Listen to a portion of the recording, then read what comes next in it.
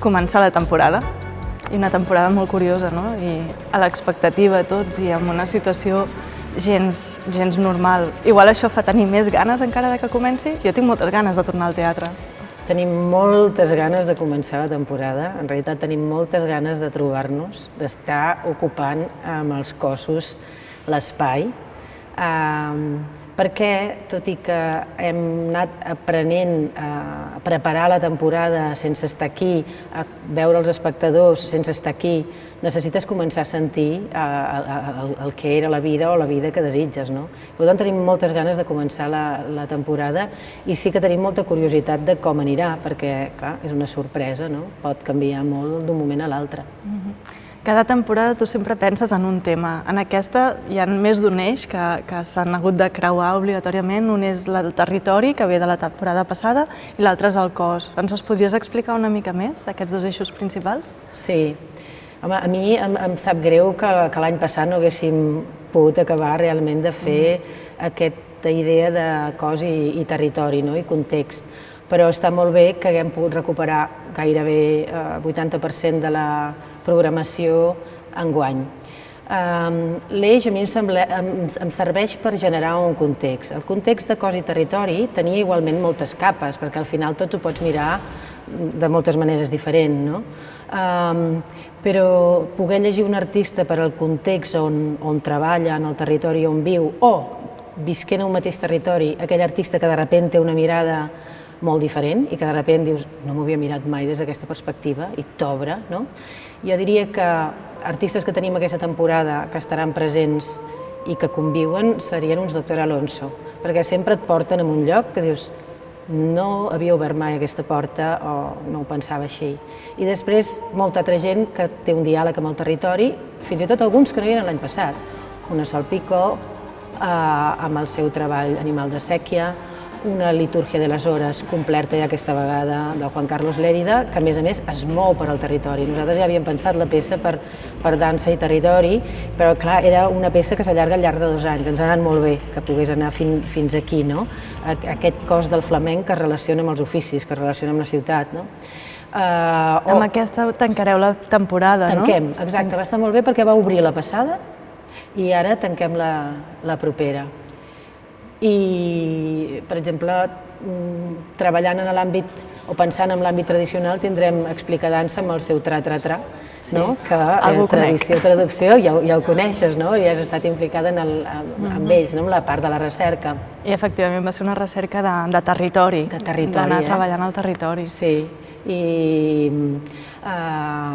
però bueno, tenim la programació que ens ha faltat i que era molt interessant i forta en aquest aspecte era la de la Lia Rodríguez, que ens queda Singspiele amb el documental també de l'Art d'Agir de Marie Marin i el seu fill David Mambuch, dos signen la peça. I aquesta també és aquesta serà, jo penso, uns espectacles i un documental interessant per parlar del territori i com el temps que passa en un mateix territori també canvia el que és aquell territori, no? Aquestes dues peces. O Robin Orlin, que és una de les peces recuperades que ara hem incorporat a l'Africa Moment que tenim a desembre, però que l'any passat estava travessant la temporada perquè teníem bastanta programació on hi havia cossos de diàspora africana i aleshores volíem també parlar d'aquests cossos a quin lloc, com són vistos i com se'ns presenten, i com ens parlen i com creen en el lloc on estan. O sigui que, de fet, l'altre eix, que és el cos, d'alguna manera va lligat o es desprèn del primer eix, que és el territori, no? Totalment. Però, esclar, en realitat el primer territori que habites és el teu cos. I amb el fet aquest ja de que anar a la dansa és indestriable el cos de la dansa que fa, ens era molt important avui en dia focalitzar una temporada el que era el llenguatge, o sigui, com el llenguatge canvia el cos i com el cos genera un llenguatge, o com els coreògrafs actuals, més que treballar unes tècniques, a vegades presenten uns cossos, perquè hi ha moltes tècniques, moltes maneres d'expressar-se diferent, no? I aleshores veure com tots els cossos tenen una expressivitat única i, per tant, veure aquest any Dansant de con la diferència amb la peça Happy Island de la Ribot o la peça que està treballant Vero Zendoya de Bogumer, o Mamela Nyamsa, Robin Orlin, ens presen uns cossos diferents als que no estem habituats, o Olivier Dubois, un ballarí virtuós que tampoc tindria potser un cos normatiu, de la manera que el presenta, de la manera que ell parla dels cossos d'altres coreògrafs que han habitat el seu cos. O sigui, ja ens parlen d'aquesta transformació dels cossos, no? És una transformació també, jo crec, per mi em ve la idea d'incomoditat, d'incomodar la nostra mirada i que potser també té a veure o ens fa pensar en la incomoditat del nostre cos en el moment actual en què no sabem ni com col·locar-nos, com hem d'estar de separades a la mascareta, no? I hi ha uns cossos que són incòmodes dins de les estructures, no? Sí, això, clar, és molt interessant el que acabes de dir, que ho estem vivint moment a moment i com que ens semblava provisional no ens ho preníem en sèrio, seriosament. Però a mesura que això es va allargant, sents aquesta falta d'hàbit d'evitar un cos que no es pot moure d'una manera natural, no? I aleshores sí que és una incomoditat, perquè penses que potser has perdut totes aquelles coses que el teu cos expliquen als altres i que reps dels altres, les has perdut perquè no les pots fer. I aleshores, si t'ho prens provisional et sembla que et tornarà, però quan es comença a tornar un hàbit és com que ha perdut el llenguatge, ha perdut la dansa, ha perdut molt, no? I incomodar-se sempre és el primer pas per entendre, per pensar, per acceptar, llavors per descobrir, per gaudir d'una altra manera. Llavors jo crec que veure, o sigui, tot plegat serà un any que les reflexions sobre el cos seran interessants. Hi ha cossos que tampoc estem acostumats a veure, que són els intergeneracionals. Tenim dues peces de pares amb fills que la seva relació n'han construït una peça molt bonica. No és l'anècdota del pare i el fill, són unes peces precioses que són dues generacions de cossos i que es confronten. Que es confronten, sí. I em sembla molt interessant.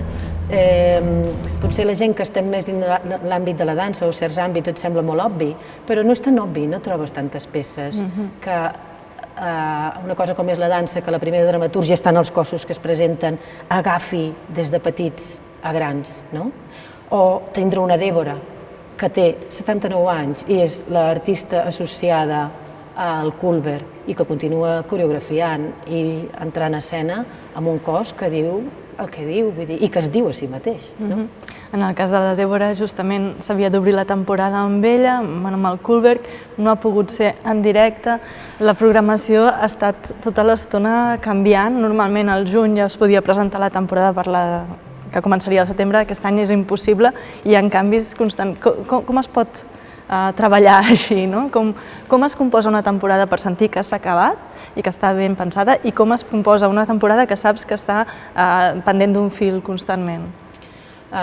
Jo penso que hi ha actituds diferents davant d'això.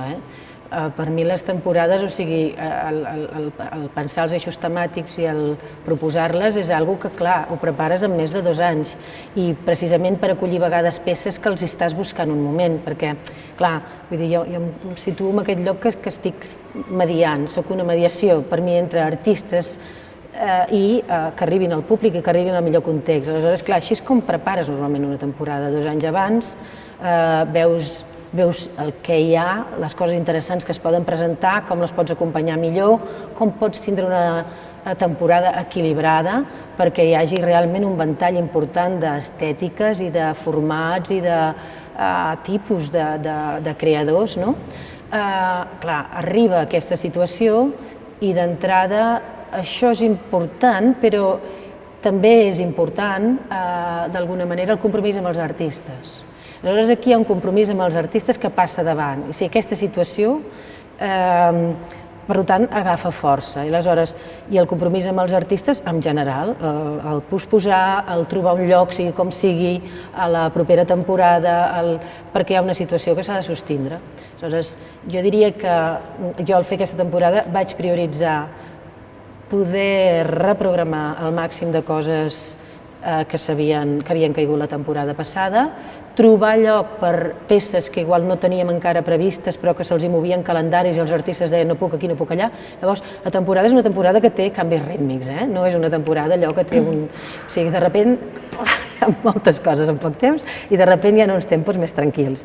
I és perquè hem hagut d'adaptar-nos a la situació i continuarà sent així, perquè els artistes continuen tenint moltes cancel·lacions, moltes sorpreses. Això és el que ha passat i això és el que és. Una altra de les conseqüències és l'obligatorietat d'estar en streaming constantment, no? I d'utilitzar els mitjans audiovisuals com per presentar la temporada d'una manera molt més rotunda que abans. Com veus aquesta adaptació? Realment creus que és fàcil? Es quedarà així ja? Ens convertirem tots en personatges virtuals? Com és per la dansa? Jo crec que per la dansa és molt difícil i per les arts vives en general, no? Perquè a l'aquí i a l'ara la comunicació del fet d'estar compartint un mateix moment no té res a veure. Ara, jo penso que tots estem fent un curs intensiu de noves tecnologies. Trobo a faltar moltíssim la Núria Font, que ha sigut una companya de viatge superexperta en noves tecnologies i segur que en aquests moments estaria aportant moltíssim coneixement i moltíssima creativitat com a col·laboradora del mercat i meva, que ha estat tota la vida, no? Perquè, malgrat es facin servir les noves tecnologies d'una manera molt pràctica, s'ha de ser creatiu també amb les noves tecnologies, no? Aleshores, jo crec que aquells espectacles i peces que estan pensades per compartir en escena és que és molt difícil que tu les converteixis de la nit al dia en un streaming interessant. Això no vol dir que pel camí aprenguis moltes coses i realment arribin a hi haver moltes bones creacions i productes i sigui una manera de no perdre el contacte. Ara, jo crec que no podem substituir la dansa. Hem de mantindre la comunicació, aprendrem a ser més eficients. Jo penso que això ens farà més sostenibles davant d'algunes reunions, davant d'alguns viatges. O sigui, el fet mateix de les constel·lacions que programem, jo crec que és una bona idea, fer menys viatges. Igual un artista trigarà més temps a ser presentat, però quan ve, igual fas un programa més intens al voltant de la seva obra. Són molts menys viatges al cap de 2 o 3 anys. Vull dir que hi ha moltes coses que aprendrem d'això, però és insubstituïble. Per tant, farem streamings, començarem a coproduir algunes peces audiovisuals d'artistes per posar-ho en una plataforma, per tindre un altre format, però el ritual escènic és el ritual escènic, no? I l'aquí i ara és l'aquí i ara. Sí, una mica el que diu la Deborah Hay, no? Que tampoc pots viure amb la por que et paralitzi, sinó que has de ser una mica de trobar el teu lloc i fer, no? I això em fa pensar en el risc, en assumir riscos, i el circ, que també és un altre dels grans convidats aquest any, no?, del mercat. Sí, clar, malauradament vam haver de suspendre el circ d'ara mateix, però en canvi vam tindre la bona coincidència que nosaltres estàvem pensant a fer un circ amb una carpa per Nadal. Aleshores, ara s'han sumat les dues coses i ens queda un festival de circ fantàstic, perquè hem pogut sumar un parell o 3 de peces més. Aleshores, tindrem carpa, tindrem 3 sales, tindrem laboratoris, tindrem Rogelio Rivel, tindrem tots els que estaven programats, no? I d'edats de 10 a 100, vull dir, perquè tornarà Animal Religion amb la peça coproduïda ja fa un any i les idees volen, no? Que va anar tan bé l'any passat, el més petit de tots, i bueno, el Joan Català amb una altra versió, el Flow Papagayo, en Bar, Random, Rogelio Rivel, vull dir que ens quedarà un festival de circ d'ara mateix fantàstic, una mica més fred que la primavera. Però també amb més caliu local, no? Amb molt caliu local, jo espero, no?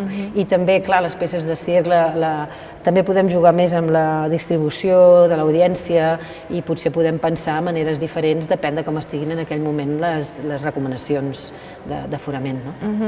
En el programa que has escrit parles de transformació, parles de canvis i hi havia també la idea d'alliberar la dansa, que és amb la que vam passar l'estiu, no? A l'espera de què s'havia d'alliberar, quins canvis t'imaginaves?